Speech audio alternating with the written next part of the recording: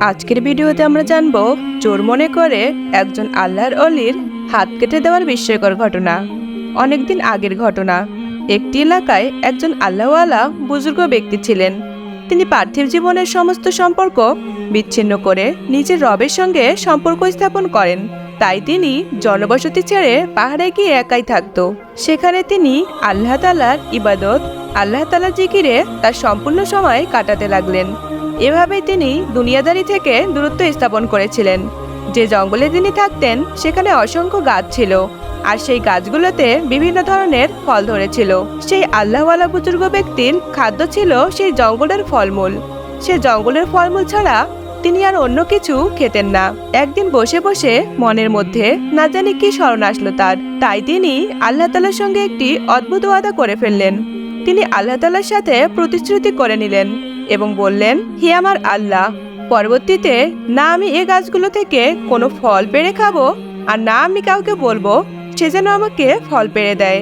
আমি ফলগুলি খাবো না। যে গাছগুলির ডাল মাটি থেকে উপরে থাকবে আমি শুধুমাত্র সেই ফলগুলি খাবো। যেগুলো নিজে নিজে মাটিতে পড়ে যাবে সেগুলো খাবো। অর্থাৎ আমি কোনোদিনও আর ফল পেড়ে খাবো না, আর না কারো থেকে পেড়ে নিব। ওয়াদার উপর সেই বুজুর্গ ব্যক্তিটি অনেকদিন ধরে কায়েম থাকলেন। অর্থাৎ ওয়াদা করার পর তিনি আর ফল পেড়ে খেলেন না, না তিনি কারো কাছ থেকে পেয়ে চাইলেন, বরং যে ফলগুলি আপনা আপনি মাটিতে পড়ে যেত তিনি শুধুমাত্র সেই ফলগুলি ভক্ষণ করতেন। একবার আল্লাহ তাআলা তার উপর পরীক্ষা নিতে শুরু করলেন। ফলে 5 দিন চলে গেল, কিন্তু কোনো গাছ থেকেই কোনো ফল ঝরে পড়ল না। তাই ক্ষুধার তাড়নায় বুজুর্গ ব্যক্তি অনেক কষ্ট পেলেন। তিনি ক্ষুধার জন্য অস্থির হয়ে পড়লেন। কোনোভাবেই তিনি শান্তি পাচ্ছিলেন না।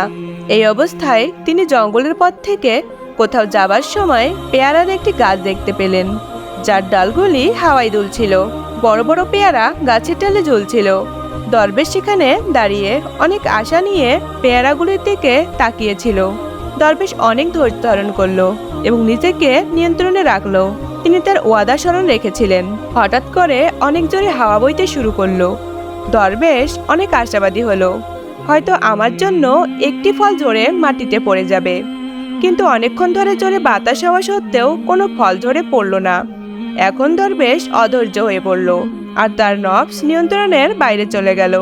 আর ক্ষুধার তাড়নায় আল্লাহ তাআলার কাছে তিনি যে ওয়াদা করেছিলেন সেটি ভেঙে দিলেন, আর হাত বাড়িয়ে পেয়ারা পেড়ে নিলেন, আর ক্ষুধা নিবারণ করলেন। এরপর সেই পাহাড়ে ডাকাতের একটি দল চলে আসলো। রাতের বেলা তারা গ্রামে লুট করত, আর দিনের বেলা তারা পাহাড়ে থাকতো। একবার সেই ডাকাত সম্পর্কে বাদশার সিপাহীরা খবর পেয়ে যায়। তাই অনেকগুলি সিপাহী এসে পাহাড়কে ঘিরে ফেলে। দরবেশের ইবাদতখানাও সেখানেই ছিল। সিপাহীরা ডাকাত দলকে গ্রেপ্তার করলো, আর সেই আল্লাহওয়ালা বুজুর্গকেও সেই ডাকাত দলের সঙ্গী মনে করে গ্রেপ্তার করে নিল। আর বাদশার আদেশ অনুযায়ী তাদেরকে কারাগারে বন্দী করা হলো এবং কিছুদিন পর তাদেরকে আদালতে হাজির করা হলো। সেখানে এই ফরমান জারি করা হলো যে প্রত্যেক চোরের বাঁ পা এবং ডান হাত কেটে দেওয়া হোক। জল্লাদ বাদশার হুকুম পাওয়া মাত্রই তলোয়ার চালাতে শুরু করে দিল এবং সকল চোরের হাত ও পা কাটা হলো।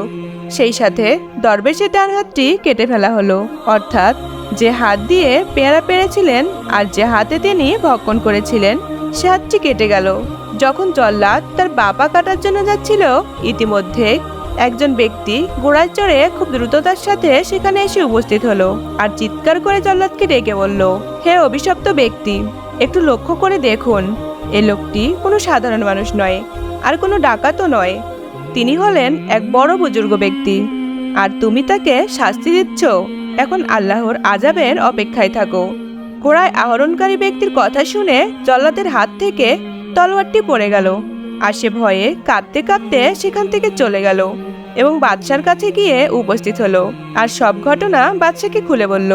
বাদশা এমন কথা শুনে অবাক হয়ে গেল, আর সেও অনেক ভয় পেয়ে গেল। ভয়ে কাঁপতে কাঁপতে সে আল্লাহওয়ালা বুজুর্গ ব্যক্তির কাছে এসে উপস্থিত হলো এবং তার সামনে হাত জোড় করে বলতে লাগলো, হে আল্লাহর নেক বান্দা, আমি এটি বুঝতে পারিনি যে আপনি আসলে কে। আমরা আপনাকে ডাকাত মনে করেছিলাম। আমরা মনে করেছিলাম আপনি তাদের সঙ্গী, তারা রাতের বেলায় লুট করে। আমি না জেনে আপনার উপর অনেক অত্যাচার করেছি। আমার অজ্ঞতার জন্যই এত বড় ভুল হয়েছে। আল্লাহর হস্তে আপনি আমাকে ক্ষমা করে দিন। বুজুর্গ ব্যক্তি বললেন, এখানে তোমার কোনো দোষ নেই। আমি যে গুনাহ করেছি তার জন্যই আমার হাত কেটে ফেলা হয়েছে। তুমি তো এ বিষয়ে কিছুই জানো না যে আসলে আমার হাত কি জন্য কেটে ফেলা হয়েছে। সুতরাং তুমি নিশ্চিন্তে থাকো। এই কথা বলে সেই বুজুর্গ ব্যক্তি সেখান থেকে চলে গেল। আর কিছুদিন পরের ঘটনা, একদা এক ব্যক্তি বিনা অনুমতিতে সেই বুজুর্গ ব্যক্তির কুঠিরে প্রবেশ করলো। আর প্রবেশ করে সে একটি বিস্ময়কর দৃশ্য দেখতে পেল, যে হাত কাটা সেই আল্লাহর ওলি নিজের 2 হাত দিয়ে পাঞ্জাবি সেলাই করছেন। এমন দৃশ্য দেখে সে অবাক হয়ে গেল। আর সে বলতে লাগলো, হুজুর, আমি এসব কি দেখছি? আপনার 2টি হাতে তো একদম ঠিক রয়েছে। লোকজন তো আপনার ব্যাপারে বিভিন্ন ধরনের কথা বলে। তখন দরবেশ বলল, আরে ও আমার জানের দুশমন। তুমি আমার অনুমতি ছাড়াই কুটিরে কেন প্রবেশ করলে? সে লজ্জিত হয়ে বলতে লাগলো, হুজুর, আমি আপনার সাথে মুলাকাত করার জন্য অনেক উৎসাহী ছিলাম। অর্থাৎ আমি আপনার সাথে সাক্ষাৎ করতে চাচ্ছিলাম। আর আপনার কাছে জানতে চাচ্ছিলাম যে আসলে এমনটা কি হয়েছিল। এর জন্যই আমি অনুমতি ছাড়াই আপনার কুটিরে প্রবেশ করে গিয়েছি। দরবেশ তার ভালোবাসা এবং সম্মান দেখে বলল, তুমি যখন এসে গিয়েছো তাহলে আমার কাছে এসে বসো। কিন্তু খবরদার, যা কিছু তুমি নিজের চোখে দেখলে আমি জীবিত থাকাকালীন তুমি কাউকে জানাবে না। মানুষের চাওয়া বা না চাওয়াতে কোনো কিছুই ঘটে না। তাদের কথোপকথন চলার মধ্যেই বাইরে বুজুর্গের সাথে মোলাকাত করার জন্য আরো অনেক মানুষ জমা হয়ে গিয়েছিল। তারাও সেই বুজুর্গ ব্যক্তিটিকে 2 হাতে পাঞ্জাবি সেলাই করতে দেখে নিল। এখন সবাই বুঝে গেল যে তিনি একজন অনেক বড় আল্লাহর ওলি, আর তার উপর আল্লাহর এক বিশেষ রহমত রয়েছে।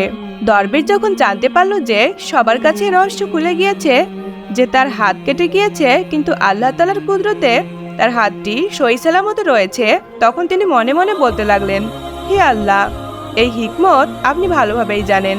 আমি যতটা এটি গোপন করার চেষ্টা করেছি, কিন্তু আপনি ততটাই এটি প্রকাশ করে দিয়েছেন। এরপর তিনি আল্লাহু আকবার সুবহানাল্লাহ ধ্বনি উচ্চারণ করে এবং আল্লাহ তাআলার সিজদায় পড়ে অনেক কান্না করলেন এবং বললেন, হে মালিক, আপনি যা করেন তার মাঝে কোনো না কোনো হিকমত লুকিয়ে থাকে। আমাদের সকলের গুনাহগুলো ক্ষমা করে দিন। আপনি দেখলেন যে আমি আমার প্রতিশ্রুতিকে ভাঙলাম আর গাছ থেকে পেয়ারা পেড়ে খেলাম। আপনি আমাকে সে কাজের জন্য শাস্তিও দিলেন, কিন্তু আপনি আপনার বান্দাকে কতই না ভালোবাসেন। আপনি আমাকে লোকজনের কাছে অপমানিত হতে দেননি। আমার হাত তো কেটে গিয়েছিল, কিন্তু তারপরও আবারও সেই হাত ফিরে এলো। ইয়া আল্লাহ, আপনি কতই না মেহেরবান, আমাদের সমস্ত গুনাহগুলোকে ক্ষমাকারী। আপনি বারবার আমাদেরকে ক্ষমা করে দেন। ইয়া আল্লাহ, আমি আপনার কাছে আমার ভুলের জন্য তওবা করেছি। আমার তওবা কবুল করে নিন আর আমাকে ক্ষমা করে দিন। সুবহানাল্লাহ। বন্ধুরা, যারা আল্লাহর ওলি হয়ে থাকেন, আল্লাহ তাআলার সঙ্গে যদি তারা কোনো ওয়াদা করে থাকেন, তাহলে তারা অবশ্যই তার ওয়াদা পালন করে থাকেন। আর যদি কোনো কারণে তারা ওয়াদাকে ভঙ্গ করে দেন, তাহলে তারা আল্লাহ তাআলার শাস্তি নেওয়ার জন্য প্রস্তুত থাকেন। আর আল্লাহ তাআলা নিজের বান্দাদের জন্য কতই না মেহেরবান, যে তিনি ওয়াদা ভঙ্গের জন্য শাস্তিও দেন, আবার তার উপর বিশেষ ধরনের রহমত করে তাকে লোকজনের কাছ থেকে অসম্মানিত হওয়া থেকে বাঁচিয়ে দেন। সুবহানাল্লাহ।